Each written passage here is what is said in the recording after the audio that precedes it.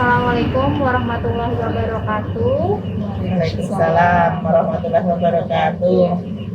Selamat malam buat Bapak, Ibu, dan teman-teman semuanya yang saat ini menyaksikan acara Psiko Online kali ini ditemani oleh saya, Nata Hikriati, selaku host. Pada sesi Psiko Online keempat kali ini, Bu, topik yang akan kita bahas yaitu menjadi pendamping anak belajar dan bermain di rumah. Saat ini lokasi kita ada di Hotel Kapal Garden, tepatnya di Sempali. Nah, buat teman-teman yang lagi berniat untuk ke Malang bisa mampir ke Hotel Kapal Garden. Nah, kali ini sesi keempat ini kita ditemani oleh pemateri luar biasa. Ada Ibu Dr. Islinarti, MSI Psikolog, selaku Kepala Program Magister Psikologi UMM dan penggiat permainan tradisional. Selamat malam, Ibu. Malam. Kemudian ada Ibu Yuni Nurhamidah, MSI, selaku dosen dan pengurus LPT Psikososial UMM, Ibu ya. Selamat malam, Ibu. Selamat malam. Saya informasikan kepada teman-teman, suaranya bisa di-mute. Kemudian untuk pertanyaan yang ingin disampaikan kepada pemateri-pemateri luar biasa kita malam ini bisa dikirimkan langsung ke chat Zoom melalui YouTube juga bisa, atau personal di grup WhatsApp kita. Atau jika ingin pertanyaannya langsung dijawab, bisa langsung aja nih live Zoom, telepon aja di live Zoom kita melalui raise hand. Iya, Ibu, gimana Ibu kabarnya hari ini? Luar biasa. Iya, Ibu. Ya.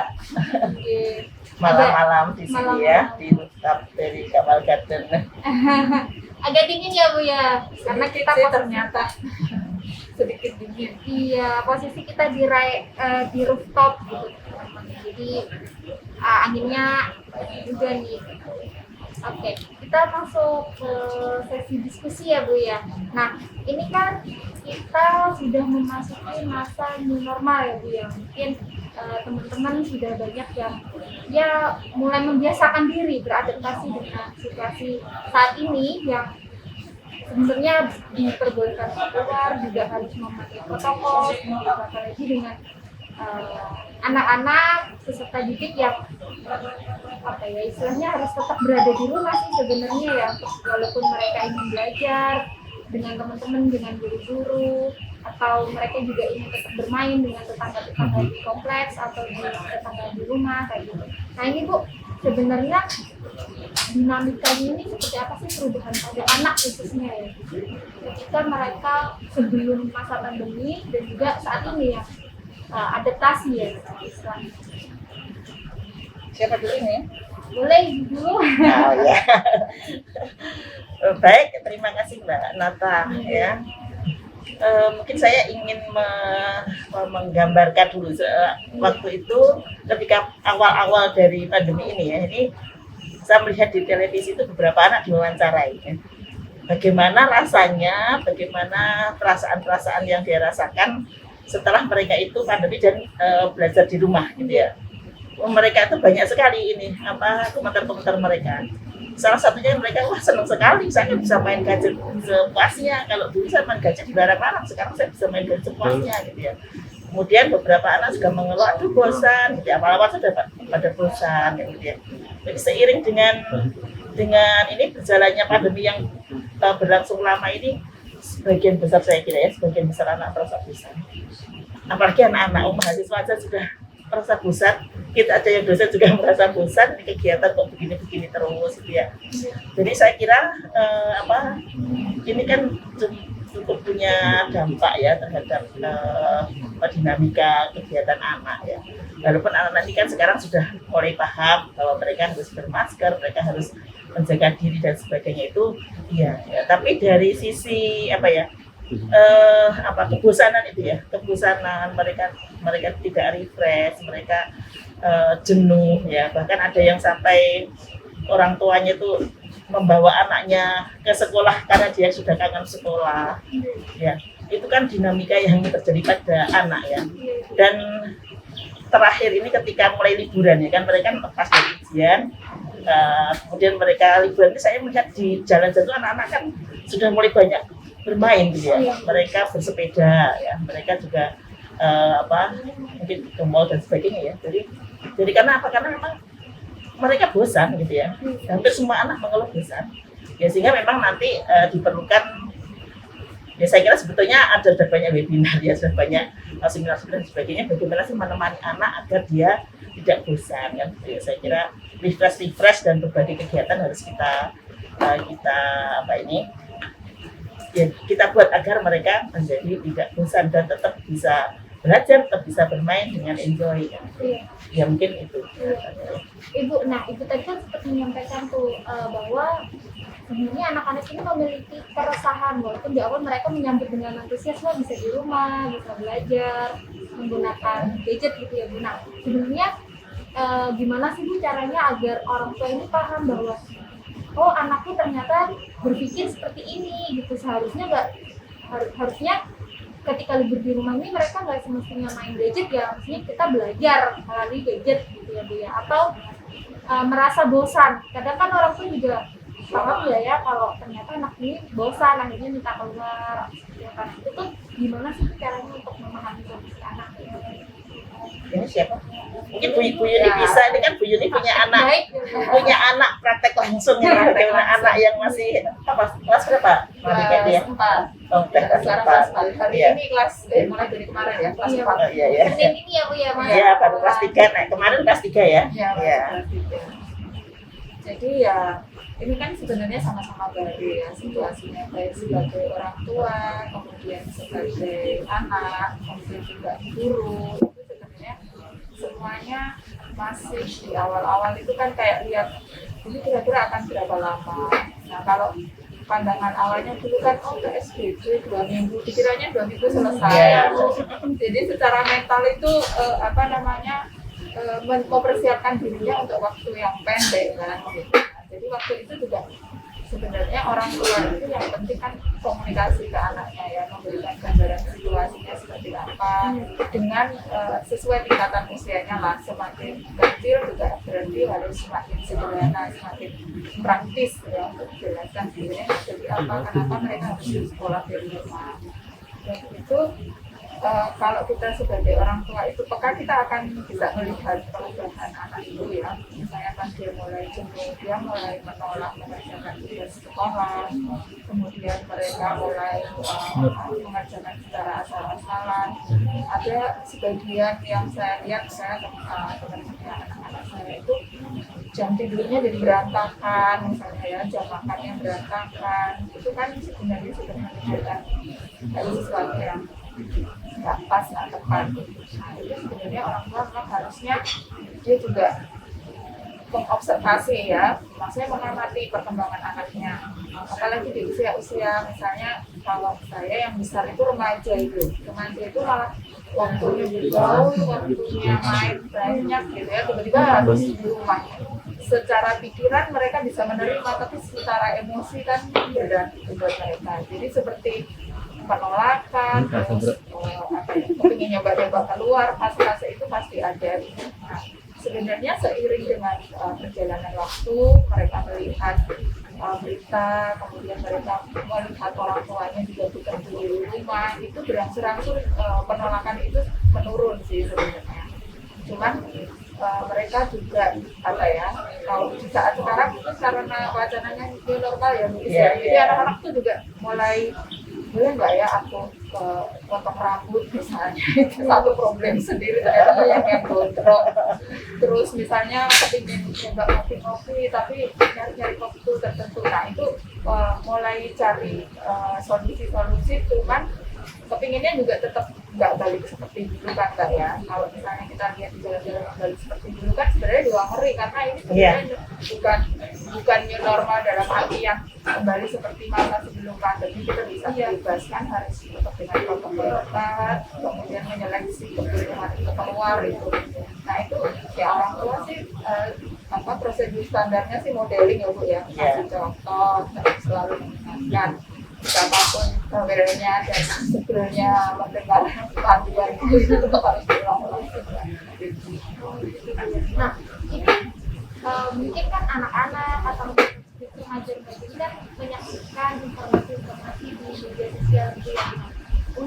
Ada mungkin mereka menyaksikan secara tidak langsung juga sudah kembali normal nih. Nah, untuk memberikan pemahaman kepada anak-anak bahwa kita keluar boleh, tapi dengan peringan-peringan yang urgent. Nah, itu tuh memberikan pemahaman kepada mereka tuh seperti apa untuk menahan jangan main di luar kayak gitu.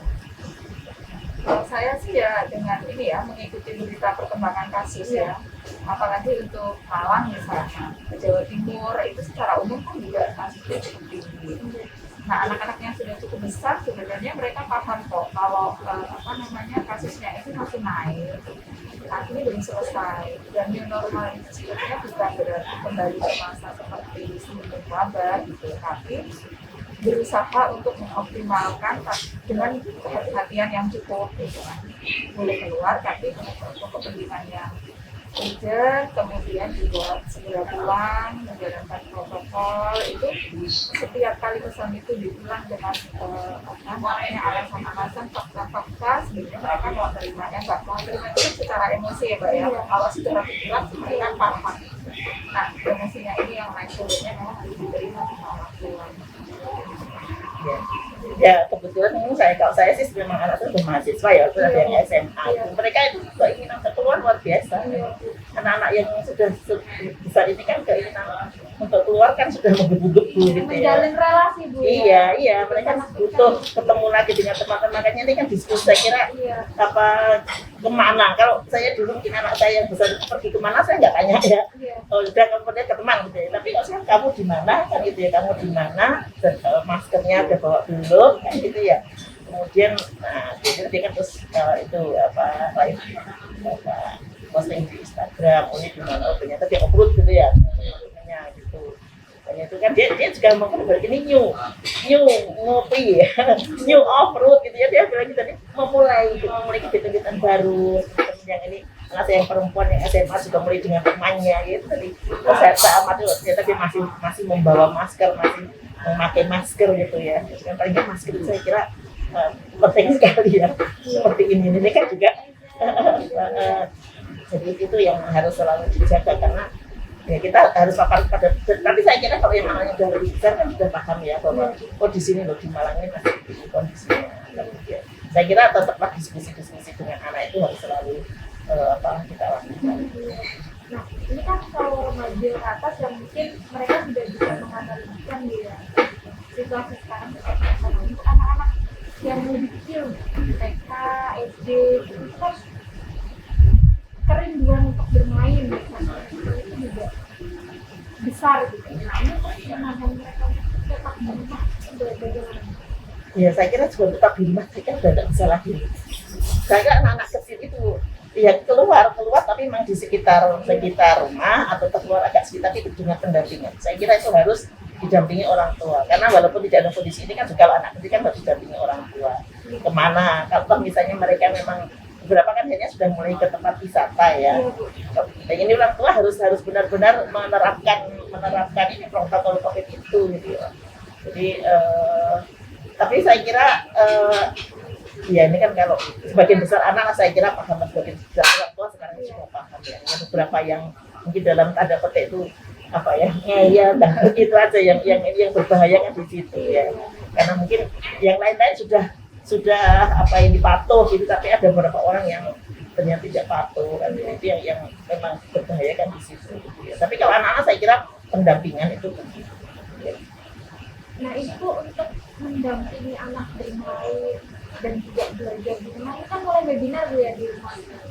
Webinar mulai masuk sekolah ya, SMA lagi ya. Itu tuh gimana Bu? Itu kan tantangan sendiri ya Bu ya untuk orang tua, untuk apalagi menggunakan gadget gitu. Jadi niatnya belajar terus ternyata teralihkan oleh YouTube. Seperti itu tuh gimana Bu? Kalau saya sih prinsipnya ya, yang dewasa di rumah itu bertanggung jawab untuk mendampingi yang dewasa. Iya. Itu sih, nah, itu memang harus dihimpun tuh. Itu siapa aja sih yang dewasa yang bisa dididik si anak ini. Nah, jadi kalau misalnya ada bapak, ibu, si kakak gitu ya, nah itu ada pembagian juga sih membantu yang lebih kecil, pribadi penasih pertama. Kemudian yang kedua, kalau saya prinsipnya meskipun nggak batas sebenarnya ya, meskipun nggak batas pun kalau terkait gadget itu juga mengolor selama mungkin dia tidak diberi peralatan yang diatasnamakan dia.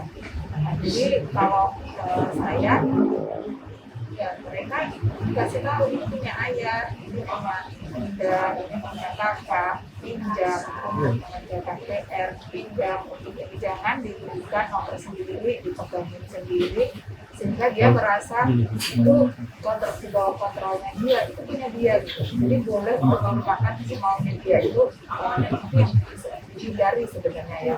Jadi dia diberitahu bahwa dia menggunakan itu untuk belajar, terus nanti boleh main, tapi mau berapa lama, mainnya mau apa gitu ya. Itu sebenarnya bisa disepakati sih, bisa disepakati meskipun dalam realitasnya itu juga anak tuh macam-macam ya, ada yang namanya nyuri-nyuri misalnya ya, namanya nyuri waktu, punya ibunya geletak sebentar udah langsung dipegang kayak gitu. Nah itu ya terus-menerus aja sih Mbak, terus-menerus untuk mengingatkan juga ini, dan orang tua juga konsisten kalau pas bilang ke anaknya nggak boleh pegang, pasti sebelum jam sekian orang tuanya juga nggak pegang gitu. Nah itu anak biasanya juga akan mengikuti orang tuanya ya. Walaupun memang untuk kondisi pandemi sekarang nggak bisa ideal banget sih, kadang-kadang kita ekspektasinya juga harus menurunkan karena safety first gitu ya. Pokoknya anak-anak aman, sehat itu yang utama. Kadang-kadang juga memang harus menurunkan, nggak satu seperti masa sebelum pandemi. Karena kalau sebelum pandemi alternatif kegiatannya banyak yang di luar. Kalau sekarang kan terbatas. Misalnya mau jalan-jalan, mau naik sepeda, mau ini, akhirnya harus dengan pendampingan orang tua ya. Kalau dulu kan mungkin dilepas sama teman-teman sebayanya, kita masih bisa gitu. Tapi kalau sekarang harus lebih ketat lagi ngawasinya, karena sama-sama anak-anak, sama-sama nggak aktifnya. Nah itu berbagi perannya antara orang tua juga menjadi lebih tanggung jawabnya lebih besar gitu. Nah itu yang harus dipahami. Pertama sih orang dewasa itu harus sama frame-nya, jangan sampai bapaknya ngebolehin, ibunya nggak ngebolehin, kan anaknya juga lebih bingung nih harus gimana. Anak bapaknya setelah apa malah harus di rumah terus nggak sehat misalnya, itu frame-nya harus bersama dulu lah. Kesepakatan pembagian peran dari anak tuh ya benar. Sebenarnya kalau sudah masuk jam sekolah ini sangat membantu Mbak, karena sekarang sekolah juga relatif lebih siap gitu kan. Pas Maret dulu itu memang benar-benar zigzag ya, karena sekolah juga masih belum tahu mesti ngapain, peralatannya belum ada dan lain sebagainya. Kalau sekarang saya lihat sudah lebih tertata. Jadi kalau sekolahnya sudah lebih tertata, tertib, bahkan saya lihat itu yang posting itu udah ada pagi sudah pakai seragam merah putih terus pada di depan laptop, jadi seperti benar-benar sekolah gitu ya. Nah itu akan sangat membantu untuk mengurangi terpapar gadget untuk kepentingan-kepentingan yang bukan belajar gitu. Itu sih sebenarnya kalau sudah masuk sekolah. Yang berat itu kemarin pas liburan itu emang berat ya. Nah ini kan sekolahnya udah menggunakan alat elektronik gadget juga Bu ya. Nah ini kan sebagian besar mungkin ada orang tua yang juga belajarnya melalui gadget, dan anak-anak ketika mau bermain juga pakai gadget lagi nih gitu. Ada nggak sih opsi-opsi bermain lain gitu dari anak-anak ini yang membuat mereka tertarik selain gadget gitu? Ya, mungkin tadi saya nambahkan tentang ini tadi ya, tentang peran orang tua ini. Saya kira salah satu hikmah ya, dan mengambil sebagai hikmah school from home ini ya, itu kedekatan orang tua anak. Ya. Mau tidak mau orang tua itu kan dipaksa untuk mendidikan dengan anak. Jadi ini saya kira satu hal yang positif ya, positif karena mungkin selama ini dengan sekolah anak orang tua cuek, dengan kegiatan anak juga orang tua, sekarang ini kan dia dipaksa harus memperhatikan apa yang dilakukan oleh anak kan gitu ya. Ya ini salah satu hal positif yang kaitannya dengan school from home ya. Kemudian tadi alternatif bermain ya. Jadi ya memang gini, kalau dia itu sudah sehari-hari dengan gadget, kan bosan ya. Kan ini sebetulnya yang mungkin nanti akan terjadi lagi. Kalau kemarin itu memang banyak sekali terjadi bosan-bosanan. Kemudian kan liburan itu kayaknya saya lihat ada kebebasan ya, anak-anak itu bisa bermacam-macam kegiatannya. Tapi mereka itu kan tidak dituntut untuk melakukan berbagai tugas ya. Tapi sekarang ini kan sudah mulai ada tugas, akan mulai dengan berbagai kegiatan yang berkaitan dengan tugas. Makanya berbagai kegiatan yang nanti akan memberikan refresh kepada anak itu perlu ada alternatif lah untuk kegiatan yang ya pada anak yang lebih kecil memang bermain mungkin ada beberapa yang agak lebih besar kan bisa dengan kalau anak saya itu yang SMA itu kan dia make up ya, dia belajar make up make up ini masanya dilukis pada ibunya pernah juga itu ya. Tapi ini pada anak yang lebih kecil kan kita juga butuh alternatif permainan ya, bagi anak yang anak sekolah, yang anak TK, kemudian anak SD, ini kan butuh alternatif bermain juga gitu, selain gadget. Nah kalau saya sih menawarkan ya permainan tradisional gitu ya. Mungkin apa bisa permainan tradisional dilakukan pada saat pandemi ini kan gitu ya. Tanya kan begitu. Mungkin kalau main tebak sodor, main itu mungkin agak tidak bisa ya. Tapi kalau permainan board game ya seperti misalnya nanti ada nepon, ada bekol, gitu ya. Kemudian saya itu yang selalu saya bahasnya congklak lidi nih ya. Congklak lidi dari lidi yang dipotong-potong kemudian disebar itu menantang sekali, itu anak bosan. Salah satu peserta webinar saya itu sampai sekarang pun anak-anaknya itu selalu main itu ya, karena itu memang permainan yang menantang dan nggak bosan gitu. Apalagi kalau ada teman bermain gitu ya. Ya kalau udah ada teman orang tua bisa menjadi teman bermain kakak dan sebagainya nih. Kemudian engklek itu ya, bermain apa itu yang ngangkat satu kaki itu ya. Oh, berdiri di atas kayu tuh Bu ya? Bukan berdiri di atas kayu, yang ada kotak-kotak ya kemudian dia jalan gitu ya, namanya kan engklek. Namanya banyak sekali itu, mungkin lebih dari 50 nama di Indonesia ini ya. Tapi itu kalau saya biasanya pakai lakban ya, saya pakai lakban dari kotak-kotak di keramik di rumah itu saya buat kotak-kotak dan anak-anak bisa bermain di situ. Tapi kemarin itu salah satu peserta webinar saya itu dia mengirimkan ke kami ke panitia itu, dia sudah melaksanakan apa yang disampaikan saat webinar itu dengan dia membuat banner ya, kayak banner itu digambar kemudian di banner sehingga saat-saat bisa dilipat lagi, dan anaknya asik sekali itu ya. Jadi kalau saya mengatakan sebetulnya permainan tradisional atau beberapa permainan positif yang lain itu tidak hanya sekedar bermain, tapi saya mengatakan sebagai cara asik membangun karakter anak gitu ya. Karena sebetulnya di dalam permainan itu mengandung unsur-unsur bagaimana kita membangun karakter anak. Ya, saya kira kalau kita mau bicara tentang manfaatnya ya luar biasa gitu ya. Satu permainan saja kita anak bermain gampang, dia belajar apa sih? Tapi yang dikatakan sebagai bermain sebagai fasilitas untuk belajar. Ya, anak bermain berhitung, anak menjadi sabar, anak teliti, anak belajar mengambil keputusan. Banyak sekali. Satu permainan sudah kalau kita kaji secara psikologis itu manfaatnya luar biasa gitu ya. Saya juga ingat Bu, ada om saya itu tuh jadi punya anak TK gitu Bu. Nah di rumah itu dibuatkan wall climbing gitu Bu. Jadi anak itu bisa manjat pakai tali. Nah orang tua itu yang mendampingi talinya, jadi kayak naik turun kayak gitu. Jadi kan orang tua dan anak itu juga punya kayak tim yang solid gitu ya Bu. Dan ada juga yang di ruang tamu, di ruang keluarga itu diisolasi, membuat jalur mobil-mobilan kayak gitu. Kayak seru banget. Nah mungkin kalau untuk yang dewasa remaja gitu main yang di tadi itu juga hal yang seru kayak gitu ya Bu. Teman yang ngajakin mendampingi adik-adik kayak gitu ya. Ya, jadi itu kan sebetulnya ada proses tadi kebersamaan orang tua dan anak.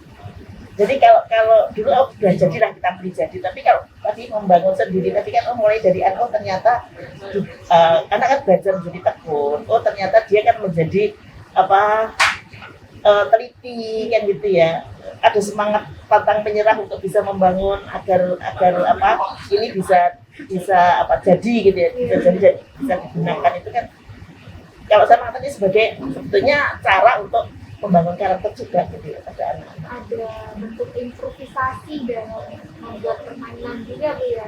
Ya ini kan kreativitas ya di situ menghasilkan kreativitas. Ini Bu, untuk orang tua yang juga bekerja, ini kan juga mungkin ada kesulitan menentukan waktu kapan sih bermain dengan anak kayak gitu. Jadi kayak anaknya belajar sendiri, orang tua bekerja kayak gitu tuh tipsnya gimana ya kira-kira agar punya waktu yang sama gitu. Untuk mungkin kita saat main bersama nih, oke kita ayah kerja ya, adik belajar kayak gitu.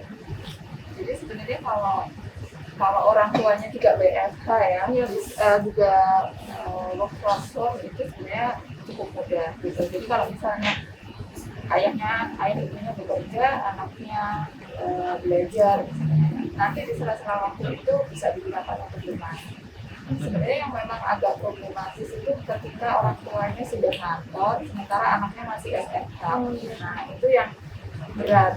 Nah kalau dari beberapa beberapa yang saya amati itu, ya memang pada akhirnya harus cari ya sumber daya di sekitar rumahnya itu siapa yang bisa dimintai bantuan. Saya senang waktu berdiskusi dengan ada satu, misalnya di dalam lingkungan itu ada orang-orang yang sebelumnya mengelola TPA gitu ya. Nah karena sekarang TPA libur, kegiatannya diubah gitu. Diubah kalau pagi itu jalan-jalan bareng, tapi anaknya dibatasin. Jadi misalnya pagi jalan sama 5 anak, semuanya harus bermasker. Nanti besoknya ganti lagi anak yang ikut. Jadi setiap anak dapat jatah paling tidak seminggu 2-3 kali lah keluar gitu. Nah itu sebenarnya komunitas itu juga menjadi penting ya untuk bekerja sama ketika ada warganya yang tidak semuanya bisa handling sendiri gitu anaknya. Nah itu sebenarnya kayak ada ibu-ibu PKK, kader posyandu, itu tuh sebenarnya bisa diberdayakan untuk itu. Memang membutuhkan orang yang punya inisiatif ya, yang mau mulai itu. Tapi saya pikir kedepannya ini bisa jadi satu model yang bisa ditiru ya. Biasanya kalau di masjid-masjid itu kan ada mas-masnya yang ngajar TPA gitu, itu bisa dimintai bantuan. Kalau untuk orang tua yang memang bekerja gitu ya. Nah kalau orang tua yang bekerja dari rumah sebenarnya tinggal kesepakatan waktu aja. Nah kalau masalah bermain tadi saya agak longgar di ininya. Maksudnya masak, diajakin masak, anggap aja itu bermain, misalnya gitu ya, life skill. Mereka kan selama ini juga tidak punya kesempatan untuk banyak belajar terkait pekerjaan di rumah karena mereka sudah full day kan, orang tua biasanya udah nggak tega mau nyuruh anaknya nyapu, ya, terus misalnya ngelipet baju, masak, itu biasanya orang tua zaman sekarang itu kasihan udah pagi bangun anaknya sekolah pulang sore. Nah ini sebenarnya warga ini memberi kesempatan pada orang tua untuk melatihkan itu ya keterampilan standar dan dibuat ya seperti main gitu. Meskipun pastilah namanya anak di awal-awal pasti ada penolakan, tapi itu memang ya harus dibiasakan kalau dikerjakan bareng-bareng kayak main juga Bu akhirnya. Iya. Jadi memang memasak itu salah satu alternatif yang akhirnya kan saya lihat beberapa teman akhirnya pada ahli masak ya. Ya tidak hanya anak-anak menjadi terlibat dengan masak, tapi para ibu-ibu akhirnya kan juga menjadi belajar masak. Para lansia itu ternyata juga gitu ya, mereka masak dan saling mengirim antar sesama lansia. Loh, ini dari Prof Nini itu kan gitu ya. Jadi dia itu dengan teman-teman lansia itu gitu, saling masak dan saling mengirim masakan. Itu kan untuk kesejahteraan lansia saya kira juga sangat bagus gitu ya.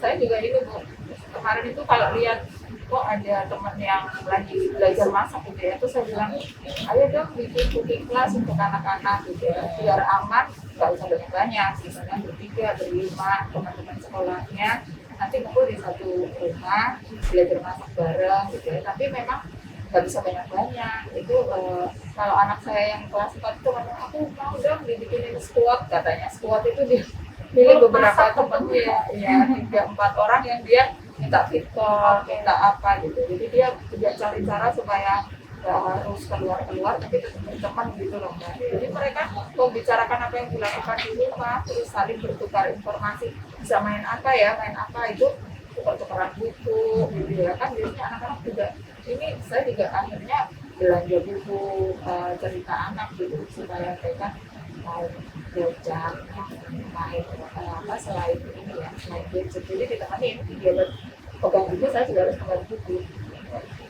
Iya, artinya kan bermain itu kan kegiatan yang menyenangkan ya. Sebetulnya apapun akhirnya bisa menjadi kegiatan bermain ketika itu jadi dimaknai sebagai suatu hal yang menyenangkan. Masa kalau menjadi berat ya tidak akan ada kesenangan ya. Tapi kalau ini asik gitu, walaupun toh kita tidak melihat ke hasil ya, tapi ada proses, ada bagaimana dia mengetahui oh ternyata begini caranya megang sortir misalnya kan gitu ya. Oh hasilnya Namanya aja nggak ngerti loh buah. iya. Iya. Maunya yang buat gini apa ya? Iya benar. Yang utek-utek itu apa kan? Utek-utek nggak bisa nyebut namanya. Karena kan iya sebetulnya kan anak-anak itu kan ya gini belajar bermain pada dasarnya adalah belajar atau kita bisa belajar sambil bermain kan gitu. Jadi hubungan antara belajar dan bermain kan sangat dekat ya.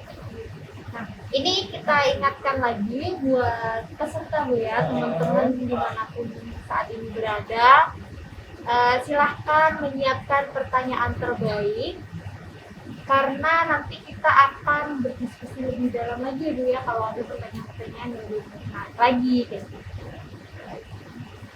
Nah, buat teman-teman juga, oh ternyata ada informasi nih kalau mau live juga bisa lewat Zoom dan juga lewat IG Maharesigana. Nah, ini jangan lupa follow juga nih IG kita Maharesigana dan juga subscribe YouTube channel kita. Nah, kita lanjutin lagi Bu. Ini kan berarti secara tidak langsung tantangan orang ini double. Pertama mereka harus beradaptasi dengan bekerja dari rumah atau ketika pun mereka harus keluar dari rumah, mereka juga harus menyiapkan protokol gitu ya Bu, agar ketika di tempat kerja juga dalam keadaan aman dan juga ketika pulang pasti ada orang tua, ada anak-anak yang harus dijaga kayak gitu. Yang nomor 2 juga mereka harus memantau anak-anak ini lebih ekstra karena itu tadi ya Bu, tidak semua keluarga itu bisa menjadi apa ya, istilahnya kayak punya diberikan tanggung jawab untuk menyisihkan adik-adik kayak gitu. Itu tuh gimana sih Bu tipsnya kayak gitu atau referensi yang sekiranya orang tua bisa mengakses seperti itu? Iya, jadi ya tadi sebetulnya sudah banyak ditentukan Bu ya Bu kita di sini ada banyak alternatif lah karena kan saya kira memang orang tua akhirnya kan dipaksa memang untuk bisa berbagi kan gitu ya bagi anak-anak di rumah. Kalau dia harus menjaga anak di rumah, saya kira dia kan juga harus bisa membagi diri bagaimana dia anaknya juga anaknya bisa kebutuhannya bisa terpenuhi, sementara dia sendiri juga bisa terpenuhi. Ya memang pun kadang-kadang memang harus mengorbankan salah satunya kadang-kadang ya karena tuntutan ini kan dari dua belah pihak ya, orang tua dituntut untuk bekerja meninggalkan rumah, sementara anak ini bagaimana di rumah ya tadi memang kita harus mencari orang. Kita kan tidak mungkin meninggalkan anak yang masih kecil di rumah. Kalau misalnya dia masih sudah remaja mungkin dengan kita komunikasi dengan telepon dan sebagainya masih bisa. Tapi pas kalau anak lebih kecil ditinggal di rumah dikunci dari luar, saya kira tidak mungkin. Jadi mau tidak mau dia harus mencari orang atau tidak memungkinkan tidak kalau misalnya diajak. Kalau masih kecil diajak bekerja misalnya, itu kan salah satu hal yang kemungkinan bisa dilakukan gitu ya. Karena saya kira tidak mungkin kalau kita meninggalkan anak itu yang masih kecil itu di rumah sendirian gitu ya. Ya kerjasama antara tadi mungkin keluarga besar ataupun mungkin tetangga dengan tadi mungkin beberapa penitipan anak sepertinya sekarang sudah mulai dipakai. Memang orang tua harus ini ya memilih yang tingkat keselamatan. Ya memang tantangannya kan akhirnya juga penitipan anak pun kalau misalnya kita dia kan juga harus menemani kalau misalnya dia sekolah kan juga menemani bagaimana dia sekolah problem gitu ya. Iya. Jadi menurunkan ekspektasi itu saya pikir ini Bu, tindakan yang realistis ya. Jadi orang tua itu memang perlu menurunkan ekspektasinya terhadap pekerjaannya sendiri, kemudian menurunkan ekspektasi terhadap sekolahnya anak. Itu ada perlu penyesuaian. Kita mengalami pelambatan itu bukan hanya kita gitu. Jadi sebenarnya kan itu risiko yang harus diambil ketika kita memfokuskan pada keselamatan gitu ya. Jadi begitu balik lagi ke pasal 1 bahwa yang penting selamat, jadi yang lainnya tuh jadi direlakan gitu. Nah, jadi ekspektasinya kalau sekolah itu juga jangan terlalu, mungkin ada orang tua yang kepingin anaknya dulunya ikut lomba macam-macam ya, terus ikut les macam-macam, itu kan semuanya memang perlu untuk diturunkan lah, slow down, nggak apa-apa karena semuanya juga begitu. Kembali ke klausul pertama, yang penting keselamatan. Kalau selamat, oke, diambil alternatif itu. Tapi kalau enggak, ya berarti kita harus relakan itu untuk sementara waktu. Nah, itu memang orang tua ya yang harus realistis, termasuk siapa yang bisa dilibatkan seperti tadi Bu Is bilang. Kalau minta bantuan, siapa yang bisa dimintai bantuan yang cukup aman untuk anak-anaknya. Saya rasa sebenarnya sekarang itu saya kalau karena belajar psikologi komunitas itu jadi kerasa banget sebenarnya psikologi komunitas. Kalau kita punya hubungan baik sama komunitas itu, di saat-saat darurat seperti ini kita akan punya banyak sumber daya yang bisa kita mintain tolong gitu, yang itu sebenarnya nggak mungkin kita bangun secara tiba-tiba ya Mbak ya. Namanya trust, namanya saling membantu itu sebenarnya menjadi penting. Di saat normal kita bangun, pas di saat darurat kita membutuhkan, prasyarat-prasyarat itu sudah ada. Jadi saya lihat ada cukup banyak desa-desa, kalau misalnya kayak desa Tangguh itu ada yang berhasil melakukan itu karena sebelumnya memang sudah punya relasi yang cukup bagus gitu ya. Tidak bisa tiba-tiba saat ini terus langsung menjadi tangguh, langsung semuanya mau terlibat, itu nampaknya juga jadi tidak cukup realistis. Jadi memang hubungan-hubungan seperti itu Harus dipupuk jauh-jauh hari ya Bu. iya, ini pelajaran sih menurut saya, pelajaran untuk ke depannya. Iya. Tapi ketika kita butuh itu sudah ada siap, perangkatnya sudah ada. Jadi saya kira peran sekolah juga penting ini, karena kan ya mungkin sekolah itu kan macam-macam ya ini, derajatnya, kemudian mungkin juga kemampuan dia untuk melayani ya. Beberapa sekolah kayaknya sudah mau canggih, kayaknya seperti anak saya sekolah bagus ini sebetulnya, di SMA di mana ya, di Jogja sana.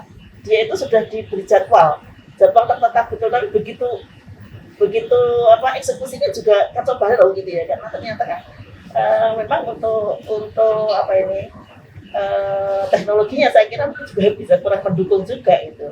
Ini beberapa sekolah yang mungkin mulai tidak banyak, dia kan hanya gurunya kan datang ke rumah-rumah gitu ya, ke rumah-rumah. Ada loh itu yang seperti berapa itu minggu kan. sekali gitu Bu ya? Ya beberapa terus nanti diambil, terus nanti dia juga beberapa kan memberikan alternatif itu gitu, karena kan mungkin dengan beberapa desa yang misalnya memang kesulitan untuk internet gitu kan ya begitu akhirnya kan gitu. Sebenarnya guru dan juga orang tua ini sama-sama mencari gimana sih anaknya tetap belajar, tidak ketinggalan juga.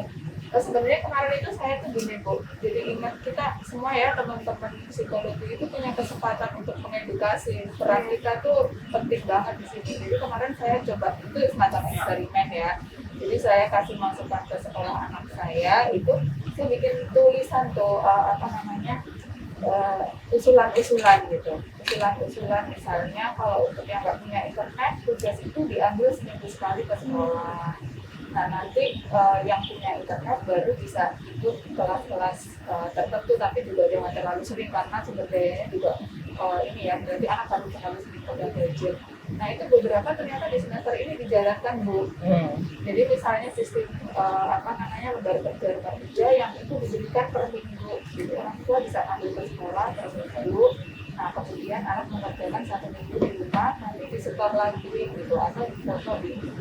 Jadi beberapa itu diakomodir saran-saran dari orang tua. Nah ini sebenarnya saya tuh kemarin pikirnya gini, oh ya sebenarnya kalau misalnya ada dikatakan matinya kepakaran misalnya orang gitu, sebenarnya ahli-ahli itu ya kita yang sarjana ini yang bertanggung jawab juga untuk mengedukasi masyarakat gitu. Nah itu bisa melalui yang bisa kita pengaruhi lah, sekolah anak kita, tetangga kita, ya itu diupayakan seoptimal mungkin supaya kita sama-sama bisa menghadapi ini gitu ya. Meskipun nggak usah terlalu muluk-muluk harapannya, yang penting dilakukan dulu. Alhamdulillah dengan sekolah itu sekarang sudah beberapa poin masukan dari orang tua itu terakomodir, jadi sekarang sudah lebih tertata lah daripada bulan-bulan sebelumnya. Iya. Bu, nah kali ini ada pertanyaan Bu dari Kak Adnan Abdi. Mohon punten mau bertanya, game edukatif apakah yang membangun karakter dan jiwa sosial serta kedekatan dengan ayah dan ibu? Nah, penerapannya itu seperti apa, terkait hukumannya seperti apa, kemudian nanti ribetnya seperti apa gitu ya. Karena kan kalau permainan pasti ada, kalau menang dapat apa, kalau melanggar aturan hukumannya apa, kayak gitu Bu ya. Nah, ini sih seperti apa? Ya, game-game itu kan sebetulnya adalah permainan yang punya aturan kan gitu ya. Sebetulnya game itu kan macam-macam, termasuk juga PlayStation itu kan juga game, intinya ada aturan. Tapi sebenarnya di game ini kan definisinya itu kan harus ada menang kalah ya. Berarti kan ada musuh kan gitu ya, ada lawan kan gitu. Lawannya ya makanya kalau misalnya itu video game itu kan lawannya kan dirinya sendiri ada di situ, atau mungkin orang yang ada di situ ya. Iya. Makanya itu kan sosialnya menjadi penanam biaya sosial kan jadi kurang gitu, karena dia hubungannya kan dengan mesin gitu ya. Hubungannya dengan mesin. Sementara kalau mungkin kalau saya menawarkan permainan tradisional itu ya, atau ini beberapa permainan yang ada hubungan relasi dengan orang lain gitu ya. Jadi mungkin Board game itu ya, Pak, ya. Iya. Board game banyak ya. Itu kan ada kerjasama, terus harus taat pada aturan. Iya, jadi Kalau menang gimana, harus bagaimana, kalau kalah harus menerima kekalahan, kan prinsip-prinsipnya itu ya, Pak. ya, jadi dalam prinsip-prinsip game itu kan ada menang, ada kalah, mengikuti aturan. Aturan bisa tersepakati lah gitu ya. Mungkin kalau di permainan tradisional mungkin kita mau pakai misalnya kuda mau pakai tembak atau tidak misalnya gitu, itu kan disepakati gitu ya.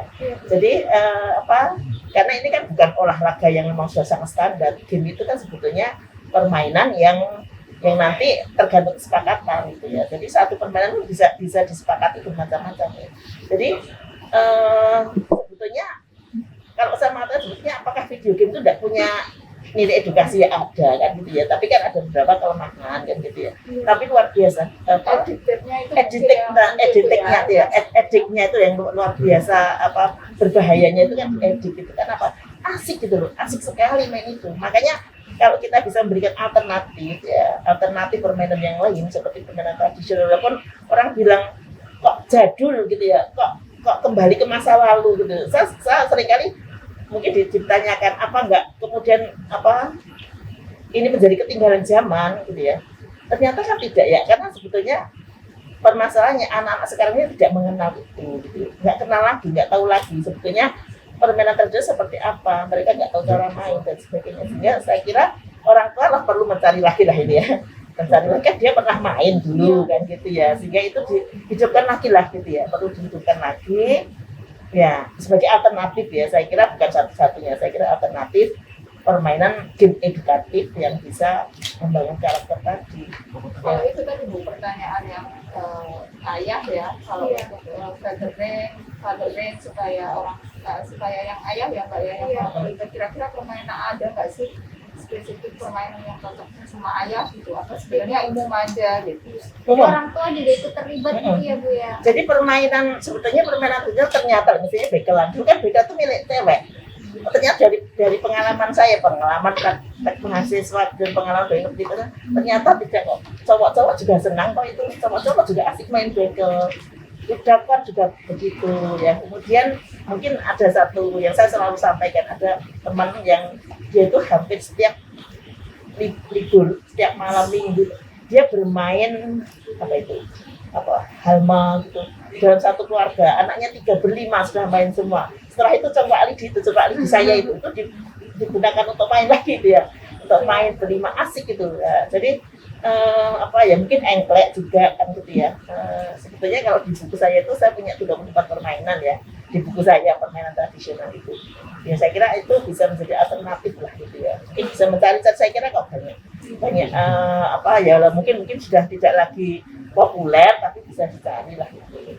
Sebenarnya Bu, kalau saya lihat juga Bu ya, ketika kita bermain berkumpul bersama keluarga itu kan juga menjadi salah satu momen di mana kita bisa berkomunikasi, melihat kondisi anak ini sebenarnya ya mungkin secara kita di observasi mungkin terlihat oh anak ini seperti apa sih, mulai sering pulangnya agak larut. Nah itu kan sebenarnya, tapi kita tidak bisa melihat emosi anak ya Bu ya. Nah itu kan harus jadi menggunakan cara kita gitu ya. Jadi kayak diperbanyak komunikasi. Ya. Gitu ya. Ya kalau remaja itu memang ini ya fasenya mulai agak melepaskan diri dari orang tua gitu, karena merasa sudah cukup besar, kepingin sedikit merdeka merdeka menentukan dirinya sendiri. Nah itu tarik ulurnya memang tetap diajak ngobrol di waktu-waktu tertentu yang tidak sampai membuat mereka merasa seperti orang diinvestigasi gitu ya. Karena kalau setiap pulang ke rumah terus ditanya jadi ngapain aja sama siapa, kan kesel juga. Jadi mungkin saat-saat tertentu secara periodik ya, kalau saya biasanya memanfaatkan waktu mau tidur tuh ya. Kalau mau tidur tuh anak udah agak ngantuk tuh sebenarnya masuk ke subliminal ya, kalau kesadaran biasanya keluar tuh dia ditanyain gitu, tapi ya nggak sering-sering. Pokoknya dia beres, kelihatan melakukan kewajibannya dengan baik, sudah tidak ada sesuatu yang mencurigakan gitu. Mencurigakan itu misalnya makannya juga masih mau, tidurnya juga teratur, itu sebenarnya tanda-tanda kalau mereka hidup normal dalam tanda petik ya Bu ya.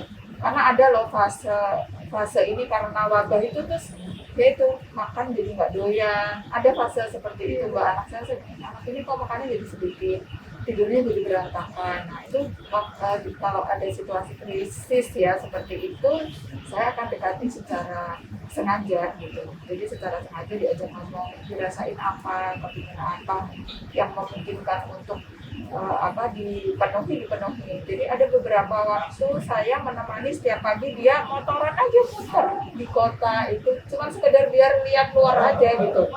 Terus karena dia kalau diajak naik mobil katanya juga pusing, nggak ngapa-ngapain, maunya naik motor. Saya temenin Mbak kemana ke desa-desa itu, dia yang di depan ngobrol di jalan gitu. Nah kalau yang kecil ya masih bisa sepedaan sekitar rumah aja, dia udah puas ya. Jadi kayaknya pendekatannya tergantung anaknya juga sih. Dan sebetulnya intinya gini, keterbukaan orang tua anak itu sudah terbangun sejak kecil ya. Kalau kita sudah terbiasa terbuka, dia itu nggak usah kita tanya, akan cerita kok, gitu ya, akan cerita. Jadi ketika kita bangun kepercayaan pada dia kemana gitu, kalau kita sudah percaya pada dia, dia akan otomatis dia akan mempertahankan kepercayaan itu ya. Dia akan dia pegang ya. Tempat untuk pulang segengsi apapun ada kan Mbak ya, masa-masa gengsi untuk cerita ke orang tua, tapi segengsi apapun kalau udah sebelumnya hubungannya baik, biasanya dia akan cari waktu untuk ngomong juga ke orang tuanya. Jadi nanti kalau kita sudah tanamkan kepercayaan kita pada anak, bahwa saya percaya sama kamu, jangan salah gunakan kepercayaanku kan gitu ya, dia akan pegang itu salah. Kalau dan itu komunikasi akan jalan ya, selalu jalan gitu ya. Saya sih nyebutnya jangan menyerah ya, orang tua tuh kalau misalnya anaknya mulai susah diajak ngomong, kalau ditanya ngomongnya pendek-pendek gitu, jangan menyerah terus, udahlah biarin, jangan seperti itu gitu. Tapi tetap harus dibangun ya, meskipun kesel juga, udah ngomong banyak, dijawabnya sedikit gitu ya, tapi dicuekin Bu ya. Dicuekin, nggak boleh kalah gitu, tetap harus diusahakan. Ini makasih juga buat Mas Adnan udah bertanya. Buat teman-teman, kita tunggu nih pertanyaannya, baik melalui chat atau langsung, agar pertanyaannya cepat terjawabnya gitu. Nah, kemudian Bu, ini ada pertanyaan lagi dari Adit di Kediri. Kebetulan dia punya adik-adik nih yang banyak, dan juga dia sekaligus sebagai mahasiswa dan orang tuanya ini bekerja gitu. Nah, ini tuh dia tuh harus menenangkan adik-adik dan juga menenangkan dia sendiri yang sibuk dengan tugas-tugasnya. Ini bagaimana Bu? Untuk tipsnya kali ya Bu ya. Adiknya berapa orang itu? Nah ini tuh, ini ada keterangannya. Ini ada keterangannya. Mungkin ada tetangganya juga kali ya Bu. Ya itu kalau jadi prinsipnya memang yang dewasa yang harus tenang dulu. Iya Bu. Ya, dia harus mengatasi dirinya sendiri dulu sebelum ke adik-adiknya. Nah, kalau misalnya adiknya itu banyak, sebenarnya itu malah mereka sebenarnya bisa saling menemani ya. Kita tinggal kasih permainan yang mereka bisa bermain terus diawasin gitu. Jadi fungsinya si kakak sebagai yang ngawasin, ikut bermain, tapi yang sekaligus bisa dimainkan. Saya kita nggak tahu ya usianya, jenis kelaminnya. Tapi kalau ada beberapa, sebenarnya mereka bisa saling menemani di antara anak-anak kecil itu sendiri. Jadi nggak perlu dikasih mainan satu-satu gitu. Jadi mereka dicarikan mainan yang bisa dilakukan bersama-sama gitu ya. Saya rasa itu sih yang apalagi kalau misalnya masih di desa mungkin masih ada lapangan, masih ada pekarangan, itu bisa difungsikan sih Mbak. Kalau di kota kan agak susah ya nyari space. Ada itu Bu ya, kalau punya halaman bisa lebih kayak permainan fisik ya Bu ya, yang gerak kayak gitu ya Bu. Karena juga lagi musim layang-layang ya Bu. Soalnya banyak angin kan. Oh iya benar. Jadi ya ini kan tadi kalau ini kan saya kira Kak Ade kan tidak kemudian sama semuanya usianya sama kan, pasti ada yang lebih besar kan tadi ya, ada yang besar. Saya kira ini juga belajar lah mempelajari anak untuk bertanggung jawab kan, anak yang lebih besar bertanggung jawab atas adiknya kan gitu ya.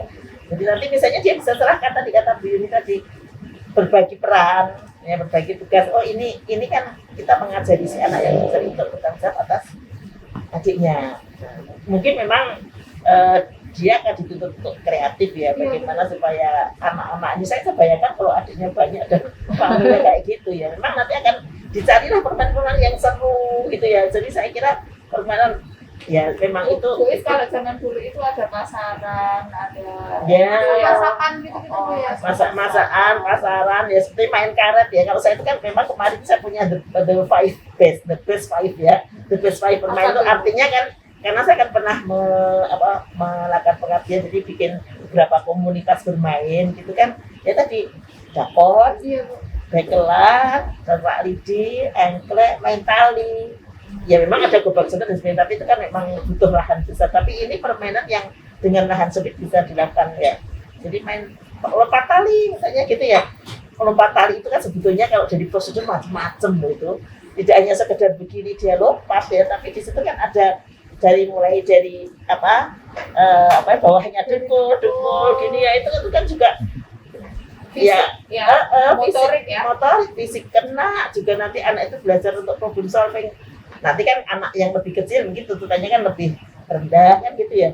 Ya jadi karena dulu itu kan anak-anak bermain itu kan memang diajarin oleh kakaknya kan gitu ya, kakaknya bisa kakak tetangga, bisa siapa. Jadi itu saya kira dalam komunitas anak-anak yang agak banyak itu sangat mengasihkan gitu ya. Karambol ini enggak Bu? Big Five enggak? Ya, enggak, kebetulan karambol itu tidak termasuk dalam riset saya ya, dalam teman saya gitu ya. Zaman dulu kayaknya populer banget ya Mbak ya. Iya, karambol ya. itu Mainnya karambol, soalnya duduk kan. Kalau saya itu monopoli. Iya, monopoli. Sama catur. Monopoli untuk anak yang agak besar ya. Monopoli itu kalau yang anak kecil kan udah tangga itu kan. Udah tangga ada yang lebih kecil. Ya, ini sayangnya kan yang dijual-jual itu nggak bagus itu loh. Jadi kalau misalnya kita bisa bikin yang lebih menarik gitu kan, itu kalau saya itu melihatnya, kenapa kok jelek kayak gini gitu loh, kertasnya, bahannya itu kan mending kita bikin sendiri kalau seperti itu. Iya. Kayak tadi yang dicetak itu Bu, jadi bisa diliput, bisa digelar lagi, jadi kayak karpet gitu kan Bu. Kita kayak itu banner itu ya, kayak banner itu kan bisa. Tapi juga bisa kalau buat Mas Adit tadi bisa disambil ngerjain tugas, bisa ya mungkin kita kasih itu ya, atau dia ngerjain tugas, dia mirip aja gitu ya. Nah, ini ada informasi nih, ada Kak Heni Irmawati yang tadi sempat raise hand. Halo Kak Heni, ada? Oh nggak ada, oke, mungkin udah tadi ya Bu ya. Nah ini buat teman-teman kita tunggu nih pertanyaannya untuk langsung, jadi biar bisa langsung discuss secara interaktif. Nah ini ada pertanyaan lagi Bu dari Mbak Wilda dari oh saya kira beliau datang ke saya ternyata dari Kepanjen. Nah ini kebetulan dia bekerja di salah satu instansi swasta gitu Bu. Nah ini kalau saya lihat nih gimana sih caranya dia untuk tips menitipkan anak tadi Bu. Nah ini tadi sempat kita bahas ya Bu ya, menitipkan anak nih gimana gitu untuk membriefing bahwa memastikan bahwa anak kita ini tetap memenuhi protokol kesehatan dan juga mengerjakan tugas sesuai dengan apa yang diberikan oleh sekolah. Ini gimana Bu? Kira-kira? Kalau menurut saya prioritas pertama sebenarnya masih lebih aman di rumah. Jadi kalau bisa memanggil orang untuk menjaga anak di rumah itu pilihan pertama ya. Dan orangnya tentu saja memilih yang mau untuk mengikuti aturan di keluarga. Kalau misalnya kondisinya tidak memungkinkan, terpaksa harus menitipkan, itu bisa survei untuk dilihat-lihat gitu. Jadi karena sekarang kita nggak boleh terlalu berkerumun, jadi cari penitipan justru yang anaknya nggak terlalu banyak gitu. Anaknya nggak terlalu banyak, kemudian apakah yang punya kesadaran terkait protokol kesehatan. Saya rasa orang tua sebisa mungkin memilih yang paling bisa memenuhi protokol kesehatan. Nah, ya indikatornya sebenarnya dua itu sih, kalau mau penggunaan masker, kemudian cuci tangan, dia menyediakan nggak tempat untuk cuci tangan itu, terus jumlah anak dibandingkan ruang yang dimiliki oleh si penitipan anak itu seperti apa gitu. Jadi semakin jarang semakin bagus untuk kondisi saat ini ya. Gitu. Jadi kan kalau itu bisa diupayakan itu akan lebih baik. Jadi kalau dia bisa memilih, yang pertama memilih untuk di rumah, memanggil orang. Kalau nggak bisa, cari yang paling mendekati konsep ideal itu. Kalau nggak bisa ya akhirnya berarti jaga imunitas anak itu satu-satunya pilihan yang tersedia akhirnya. Ya, jadi kan itu sebenarnya salah satunya memang keamanan dari anak, jadi kesehatan anak gitu ya. Ya Kak. Iya, saya kira memang untuk mencari yang ideal sulit. Tapi paling tidak kita kan bisa mencari orang yang bisa kita percaya, gitu ya. Orang yang bisa kita percaya, kemudian juga ya misalnya karena ini kan anak juga school from home ya, jadinya ya memang akan mencari. Saya kira kok seperti mencari mahasiswa yang kita kalau anaknya masih PAUD karena masih harus dititipkan sih sebenarnya PAUD-nya nggak usah terlalu ini ya, maksudnya nggak usah terlalu menjadi beban pikiran gitu loh kalau masih belum SD sebenarnya. Jadi agak dilonggarin aja tuntutan kalau misalnya dia masih PAUD harus school from home sama harus dititipkan, ya sudah lah, yang penting anak itu ada yang jaga, dia sehat, itu aja udah cukup gitu. Nggak usah terlalu mengejar tuntutan-tuntutan akademis di usia anak yang memang seharusnya belum dituntut gitu. Mungkin anak yang lebih besar nanti memang dibutuhkan pendamping yang memang dia juga bisa mendampingi kaitannya school from home. Karena kan sekarang ini sebetulnya kan kebutuhan anak kan mendampingi school from home itu kan, karena dia bertanya ke siapa kan, gurunya kan tidak bisa ditanyai gitu ya. Sebetulnya kalau misalnya guru itu menyediakan ya kesempatan itu loh, misalnya dengan boleh telepon, misalnya anak itu boleh telepon gurunya misalnya, itu kan anak saya home visitnya seminggu sekali ada hari home visit gitu. Ditangahinya dan sebetulnya kan masalah ketika anak itu di tengah-tengah itu kan mengalami kesulitan. Iya Bu. Ya itu kan yang jadi masalah paling besar orang tua yang mengeluh itu kan itu.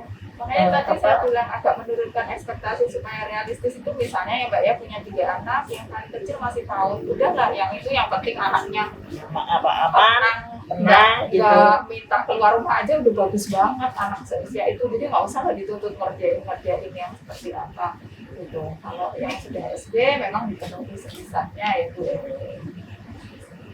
Kalau prinsip pendidikan ya itu tadi sih. Kalau masih bisa berubah orang kalau nggak bisa ya cari yang sedikit anak. Ya, sekarang problemnya mahasiswa juga pada pulang rumah, pulang kampung itu masalahnya tuh ya.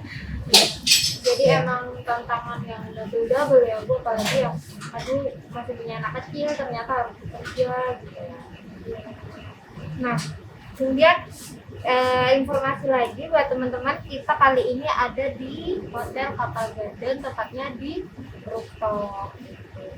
Buat teman-teman yang mau mampir silahkan. Sudah kembali beroperasional, namun tetap memenuhi protokol kesehatan seperti kita lihat tadi ada hand sanitizer gitu ya Bu ya. Nah di sini teman-teman juga pelayannya menggunakan face shield, menggunakan masker kayak gitu. Jadi insya Allah ya buat sekedar ngopi 1-2 orang nah Bu ya. Nah kita kembali ke pertanyaan Bu. Ini ada Mas Iwan dari Ambon. Nah kebetulan saya adalah seorang ayah. Nah di sini anak saya itu sering rewel, minta diajakin keluar karena akunya bosan untuk berada terus di rumah kayak gitu. Nah ini untuk orang bagaimana kira-kira saya harus menenangkan anak? Ya, Karena waktunya sudah lama ya memang di rumah, jadi mungkin orang tua itu sebenarnya sudah mengeluarkan semua jurusnya, ibaratnya udah diajak masak, udah diajak sepedaan, udah ini. Kalau misalnya anaknya masih rewel, terpaksa harus pergi agak jauh, cari tempat yang sekiranya sepi gitu. Jadi kita bisa pergi ke misalnya kalau ada jenis yang cukup aman gitu ya, tempat-tempat yang cukup aman kan kalau kita bepergian ke misalnya yang sifatnya outdoor, yang jangan ke mall misalnya ya, terus ke bioskop. Kalau ada bioskop dibuka pun bukan berarti kemudian kita menjadi aman untuk ke situ gitu ya, tapi cari tempat-tempat yang sepi gitu. Jadi kalau misalnya ke pantai, ke kalau anak saya di sini saya ajak ke sawah ya, seperti yang saya bilang tadi, cuma muter-muter aja ke pedesaan. Terus juga dicari dari segi waktunya Mbak, sekiranya orang nggak ramai. Sekarang kan orang lebih suka sepedaan ya, orang sepedaan Betul, ini benar banget. Kamu di jalan ya Bu ya? Iya. Nah kita harus cari waktu yang nggak bareng sama orang-orang itu. Jadi selain menyeleksi tempatnya, juga menyeleksi waktu-waktu yang tidak sibuk, itu yang bisa dilakukan ya. Kalau misalnya di rumah benar-benar sudah nggak bisa diapa-apain lagi gitu. Nah jadi boleh diajak keluar sesekali, tapi perhatikan pilihan tempat dan pilihan waktunya. Gitu. Prinsipnya sih kalau dari riset-riset kan outdoor, nggak banyak orang dalam waktu yang bersamaan, itu relatif lebih aman gitu ya. Jadi itu yang bisa kita bayangkan sih. Kalau masih bisa di rumah ya di rumah. Saya kira memang kalau sudah memang pengen rewel pengen ya keluar aja lah. Saya kira cuma itu tadi apa yang saya pikir itu tadi. Kalau ada Kan mobil ya tempatnya. lebih baik mobil, misalnya gitu-gitulah. Jadi mengurangi interaksi dengan orang lain perjalanan ya Bu. Iya, Untuk benar. menuju sesuatu. Yang penting anak lihat pemandangan ya kan, terus nggak pengap pemandangannya dari dinding ke dinding di rumah kan itu aja. Iya. Betul. Butuh yang hijau-hijau ya Bu. Iya benar. Jadi bisa ke taman kota, bisa ke ini, tapi dipilih waktunya ya. Keliling sekolah juga nggak apa-apa, terus ambilkan kan kemarin itu kan di sebuah SD itu kenapa satpamnya kok ada mobil kok muter-muter ini sampai dicurigai ada apa, ternyata begitu tanya ternyata anaknya tuh kangen sekolah itu ya. Jadi diajak ke sekolah. Main di sekolah sekaligus mengobati rasa rindu ya. Iya. Ya memang keluar ya, saya kira memang tadi kalau ada mobil saya kira kan kita keliling kota juga tidak apa-apa kan gitu ya. Tapi ya tadi jangan terus kemudian turun kemudian ke kerumunan lah gitu. Jadi misalnya kayak di Malang itu kan ada ya spot-spot piknik yang itu memang alam gitu. Dan ada waktu-waktu yang nggak peak season, jadi dicarinya jangan di masa-masa puncak orang berkumpul. Termasuk sekarang kalau di jalan ya menghindari orang yang bersepeda itu, kira-kira jam berapa sih kita cari waktu di luar mereka banyak gitu ya. Kan ini di Ambon ya tadi dari Ambon apa di Iya. Ambon? Mungkin saat ini di Ambon. Informasinya di Ambon. Kebetulan kan teman-teman relawan Maharisidana ini sempat ada yang respon di Ambon. Nah, jadi mungkin ketika membagikan poster kegiatan tuh banyak, jadi dari teman-teman di Ambon ini yang antusias untuk terlibat bergabung. Ada yang dari Ambon, ada yang dari Maluku juga, Ambon itu ya. Lompang, Iya, iya, maksud iya. saya Palu. Kalau di sana mungkin malah alamnya masih banyak. Iya, ya. lebih terbuka Bu ya, nggak sepadet kayak kita di Malang gitu. Saya keluar Malang aja, keluar di jalur di Malang kota ini itu udah kayak rame banget. Cari spot-spot yang mungkin ya saya kurang tahu di sana yang zonanya nggak zona merah misalnya, dia bisa pergi ke situ. Terus ya itu tadi dipilih yang outdoor ya, jangan ke yang indoor. Jadi jangan ke mall, jangan ke yang tertutup itu pakai AC itu kan nggak aman ya. Di rumah udah ketemu dinding, nge-mall ketemu Ya, dinding. di Benar tuh yang hijau-hijau Bu ya, benar. Ini kebetulan waktunya udah tinggal beberapa menit lagi menuju 8:30 ya Bu ya. Jadi kita ingatkan buat teman-teman yang ingin bertanya langsung, kami persilakan. Terima kasih Mas Adit jauh-jauh Mas Adit tadi siapa? Iwan. Iya Mas Iwan. Iya, Mas. Astagfirullahaladzim. Dari Ambon. Nah, ini saatnya untuk membacakan pemenang komen terbaik di Instagram Bu. Jadi Hadiahnya apa tuh Mbak Nata? hadiahnya voucher pulsa sebesar 50.000. Jadi kita ini kan pertemuan keempat Bu. Jadi di pertemuan-pertemuan sebelumnya buat teman-teman yang komen di Instagram kita yang ada foto-foto pemateri, itu akan dipilih yang terbaik komennya itu yang mana sih gitu. Kita akan mendapatkan voucher pulsa 50. Nah, ini kita bacakan ya Bu. Ada siapa ya ini? Tadi mana ya pengumumannya? Saya bukakan dulu Bu. Kebetulan dari beberapa pertanyaan banyak banget Bu pertanyaannya, tapi sayangnya nggak bisa keangkat, nggak bisa kebacakan semua. Oke, nah pemenangnya untuk komentator terbaik di sesi 3 kita ada F_Ayu19. Selamat. Nah, ini saya bacakan juga Bu ya komennya seperti apa sih. Nah, webinar ini mengajarkan saya untuk peduli dengan orang lain, namun juga harus mengetahui kapasitas diri sendiri terkait apakah kita mempunyai waktu dan telinga untuk mendengarkan mereka. Sangat menarik, di mana saya juga mendapatkan pengetahuan akan teori STAR yang penjelasannya dapat diterapkan apabila sedang mengalami overthinking, terutama di tengah segala ketidakpastian ini. Terima kasih untuk seminar malam ini, bincang-bincang santai namun memperhatikan yang berarti. Selamat buat Mbak Ayu.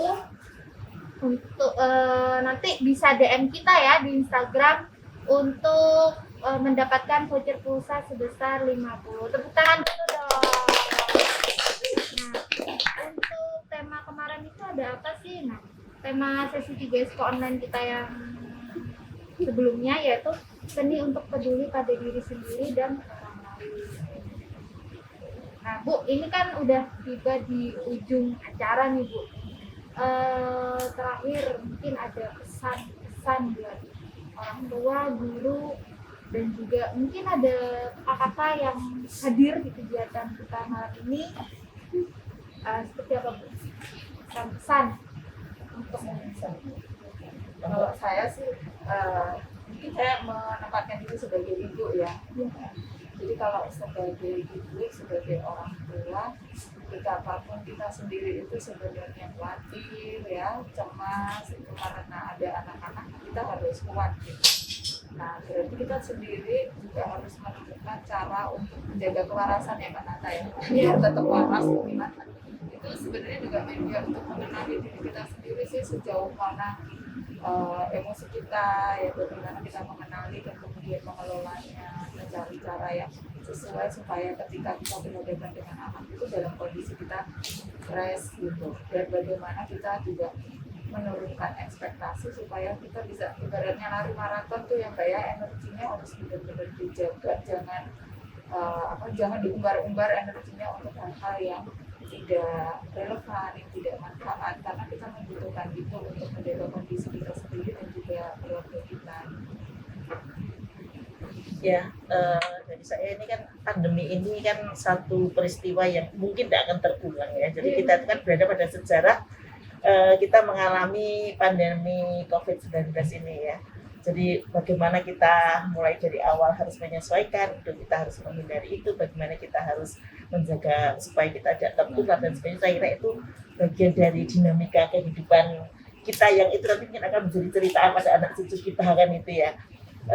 Dan saya kira ini kita harus selalu belajar ya, kita harus selalu belajar, orang tua juga belajar, anak-anak juga belajar, dan bagaimana orang tua juga dituntut untuk, saya kira tidak hanya orang tua ya, guru, orang tua, orang-orang dewasa yang lain ini kan dituntut untuk kreatif, dituntut untuk bisa memunculkan hal-hal baru untuk mengatasi berbagai permasalahan ataupun kebesaran-kebesaran yang terjadi pada anak-anak kita gitu ya. Jadi carilah alternatif kegiatan, alternatif pemecahan masalah yang positif, yang saya kira ini anak-anak nanti akan tumbuh belajar dan dia akan mendapatkan banyak pembelajaran ya dari adanya pandemi ini. Jadi saya kira ini akan memberikan pembelajaran yang luar biasa pada anak-anak, bahwa bagaimana dia bisa mengendalikan diri, dia harus bisa menyesuaikan dengan berbagai kebutuhan dari lingkungan dan sebagainya. Saya kira ini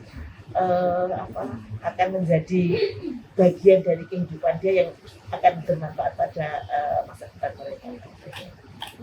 Terima kasih Ibu sudah meluangkan waktu untuk bergabung dalam acara psikoorganisasi ini. Tiba di ujung acara. Semoga kegiatan kita kali ini bermanfaat.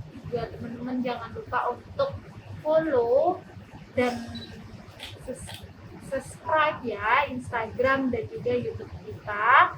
Dan jangan lupa untuk komen di Instagram, khususnya di foto kita bertiga ya Bu, untuk mendapatkan voucher pulsa 50 yang akan dibacakan pada sesi psiko online selanjutnya. Untuk siapa pematerinya, tunggu aja ya, tetap update di Instagram kita. Oke, sekian dari kami. Wassalamualaikum warahmatullahi wabarakatuh. Waalaikumsalam.